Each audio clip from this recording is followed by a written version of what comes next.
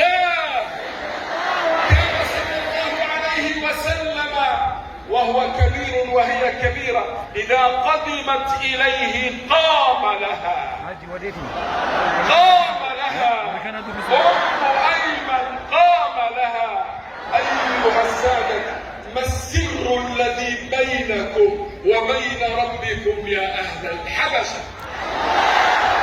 السر الذي بينكم وبين ربكم يا أهل الحبشة. هاجر الصحابة إلى المدينة، فكانت المدينة أرض الهجرة، وكنتم أنتم أرض الهجرتين. أنتم أرض الهجرتين كنتم، ولم يكن هذا لأحد غيركم. أقول لكم شيئا آخر. كان النبي نائما، وكانت امرأة حبشية سمراء تقوم المسجد وتنظفه. ماتت هذه المرأة ودفنها الصحابة الكرام دون أن يعلموا النبي. سأل عنها رسول الله: أين التي كانت تقوم المسجد؟ فقالوا: ماتت يا رسول الله.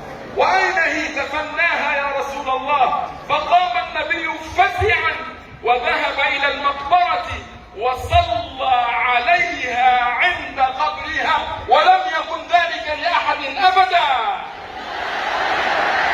أبدا أبدا. الله أكبر ولله الحمد. وقد